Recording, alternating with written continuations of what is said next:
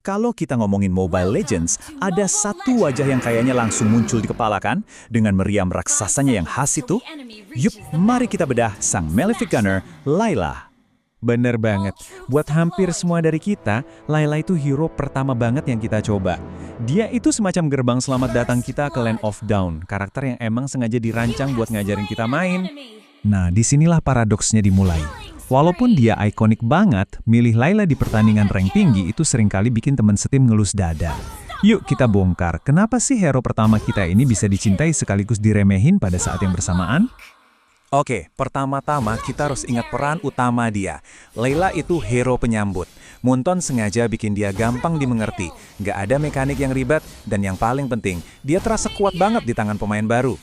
Inilah yang bikin dia nagih di awal-awal main. Skillnya tuh lurus banget kan, tembak buat bikin musuh lambat, terus habisi pakai laser raksasanya. Buat pemula, sensasi bisa ngasih damage gede dari jarak aman itu wah rasanya puas banget. Makanya dia jadi favorit instan. Nah, disinilah masalahnya mulai kelihatan. Kekuatan gede Layla itu datang sepaket dengan risiko yang sama gedenya. Ini menciptakan sebuah paradoks yang jadi ciri khas dia, apalagi kalau udah main di level yang lebih tinggi. Coba deh lihat perbandingan ini, kontras banget kan? Di satu sisi, jangkauan tembaknya di late game itu nggak ada lawan. Makin jauh, makin sakit. Tapi di sisi lain, dia sama sekali nggak punya tombol buat kabur. Sekali kena colek sama assassin lincah kayak Lancelot atau Gusion, ya udah, hampir pasti selesai. Ini benar-benar pertaruhan. Angkanya bicara sendiri kan, di level kompetitif, tingkat kemenangannya bahkan nggak nyampe 50%.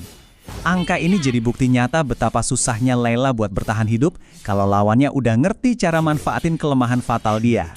Dan lihat deh, ini dia hampir nggak pernah kelihatan. Tingkat pemilihannya di bawah 1%, dan yang nge-ban dia lebih sedikit lagi. Ini artinya, di level atas, Layla seringkali nggak dianggap sebagai ancaman sama sekali.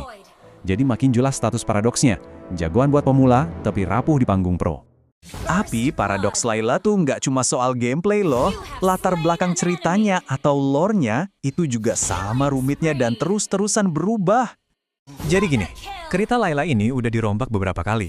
Awalnya, dia diceritain sebagai anak pemberontak yang ayahnya berkorban demi dia. Tapi baru-baru ini ceritanya diubah total.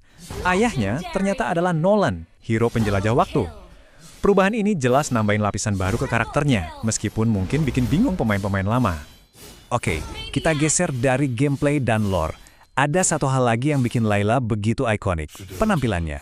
Mau performa kompetitifnya gimana pun, gak bisa dipungkiri kalau Layla itu salah satu wajahnya Mobile Legends. Dan tahu nggak, ada trivia seru nih di balik desainnya. Beberapa sumber bilang kalau inspirasi awal Layla itu datang dari Putri Jasmine. Mungkin ini juga ya, yang bikin penampilannya terasa familiar dan gampang disukai banyak orang. Dan Montun pinter banget manfaatin popularitas dia. Layla itu salah satu hero dengan koleksi skin paling banyak. Gila. Dia pernah jadi polisi futuristik di Saber, jadi cowboy steampunk, bahkan jadi cewek anime di seri Aspirants. Ini bukti nyata betapa pentingnya dia buat game ini secara visual. Nah, dari semua skinnya, ada satu yang statusnya udah kayak mitos. Blue Spectre. Skin ini cuma bisa didapetin dari sebuah acara di Filipina tahun 2017, makanya jadi super langka. Kalau kamu punya skin ini, itu udah kayak lencana kehormatan. Penanda kalau kamu itu pemain veteran sejati. Investasi buat karakter ini juga nggak main-main. Buat skin Miss Hikari yang temanya anime, mereka sampai ngajak seiyu atau pengisi suara terkenal Jepang, Yoshino Nanjo. Ini nunjukin gimana Layla jadi jembatan antara Mobile Legends dengan budaya pop global. Jadi setelah kita lihat semua ini, kelemahannya, ceritanya yang ganti-ganti, tapi juga statusnya sebagai ikon. Kita balik lagi ke pertanyaan awal. Kenapa Layla tetap begitu relevan?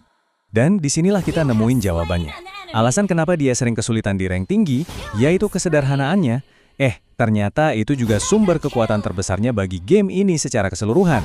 Jadi nilai Layla itu sebenarnya bukan diukur dari win rate-nya. Dia adalah gerbang utama, jembatan yang sempurna buat menyambut jutaan pemain baru dengan cara yang gampang, ngasih mereka rasa percaya diri, dan pelan-pelan ngebukain pintu ke dunia Mobile Legends yang jauh lebih dalam dan strategis. Tanpa Layla, game ini mungkin gak akan sebesar sekarang. Nah, aku mau tinggalin kalian dengan satu pertanyaan buat dipikirin. Apakah kesederhanaan Layla ini adalah cara belajar terbaik? Atau malah justru menciptakan kebiasaan main yang kurang baik, yang susah diubah pas kita naik rank? Sebuah paradoks yang menarik banget.